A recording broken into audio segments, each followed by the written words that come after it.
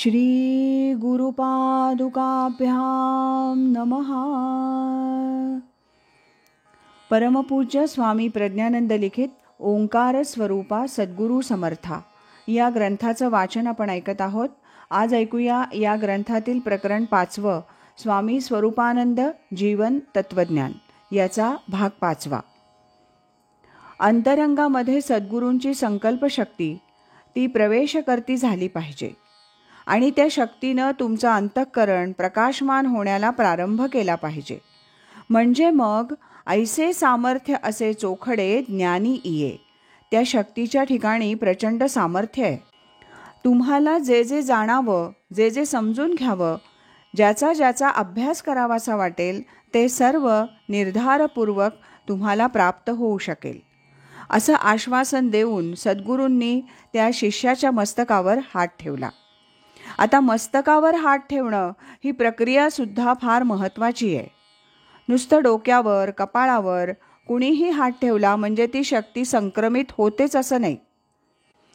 ज्याला परंपरेनं अशा तऱ्हेनं विद्यादान करण्याचं वरदान त्याच्या गुरूंनी दिलेलं आहे, अशा परंपरा प्राप्त असणाऱ्या गुरूंनी आपल्या शिष्याच्या मस्तकावर हात ठेवावा आणि त्याच्या अंतर्यामी ती संकल्पशक्ती सोडावी की याचा उत्कर्ष होऊ द्या, याची प्रगती होऊ द्या, हा मोठा होऊ द्या. मामा नेहमी म्हणायचे, मोठे व्हा, मोठे व्हा, मोठे व्हा. म्हणजे काय? तुमच्या ठिकाणी असणारा जो आत्मशक्तीचा भाग आहे तो विकसित होऊ द्या, अध्यात्मशक्ती विकसित होऊ द्या. जेव्हा तुम्ही खऱ्याखुऱ्या अर्थानं असे अनुग्रहित होतात, गुरुशक्तीचं संक्रमण तुमच्या ठायी होतं, तेव्हा तुमच्या अंतःकरणातल्या शुद्धतेला प्रारंभ होतो.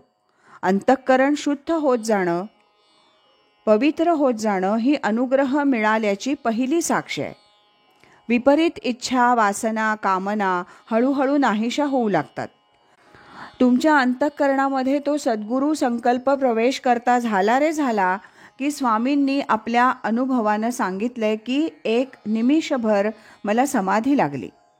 1 निमिषभर एकदम देहाचा विसर पडल्यासारखा झाला. नंतर पुन्हा भानावर आले आणि भानावर आल्यानंतर त्यांनी आपल्या गुरूंना प्रश्न विचारला की सद्गुरू कृपा होताच आपणासारिखे करीती तात्काळ नाही काळ वेळ तया लागी असं संतांनी सांगितलंय. पण माझ्या बाबतीत असा काही चमत्कार झालेला मला दिसत नाही. थोडा अनुभव आलाय खरंय, परंतु जो अद्भुत अलौकिक असणारा असा तो अनुभव यायला पाहिजे तो मला आलेला नाही. तेव्हा सद्गुरू हसले आणि म्हणाले, तुम्ही अपेक्षा करताय ती बरोबर आहे. संतांनीच ते सांगितलंय. अंतरंग बहिरंग सगळं बदलून जातं, पण त्याच्याकरता अभ्यास करावा लागतो. आत्ता मी प्रारंभ करून दिलाय आणि साधं व्यवहारातलं उदाहरण सांगितलं. दुधाला आता विरजण लावलेलं आहे, ते विरजण लागू द्या, त्याचं दही होऊ द्या, मग ताक करा आणि मग त्यातलं लोणी काढा. त्याला थोडा वेळ लागतो. तुम्ही सोहम भावाचा अभ्यास करा, सोहम बोधामध्ये राहा. सोहम भाव आणि सोहम बोध हे 2 शब्द नेहमी लक्षामध्ये ठेवायचे. सोहम साधना करत असताना नुसतं तोंडानं सोहम सोहम असं पुटपुटून साधना होत नाही. सोहम हा भाव, मी तो परमात्मा आहे, मी तो परमात्मा आहे या भावामध्ये राहता आलं पाहिजे. हा बोध आहे. गुरूंनी तुम्हाला उपदेश केला तो बोध तुमच्या बुद्धीमध्ये प्रकाशमान झाला पाहिजे. स्वतःकडे साक्षीत्वानं बघायला शिका. कोण काम करतंय? सगळं माझ्या बाबतीत. हात, पाय, कान, डोळे हे सगळं खरं आहे. डोळे पाहतात पण पाहणारा कोण?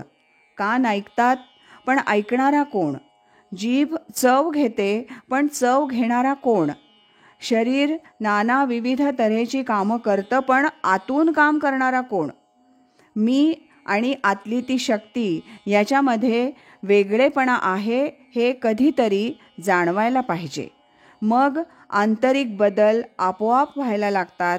मग साधनेला प्रारंभ होतो. आज इथेच थांबूया. यानंतरचा भाग आपण पुढच्या वाचनात ऐकूया. राजाधिराज सद्गुरुनाथ महाराज की जय।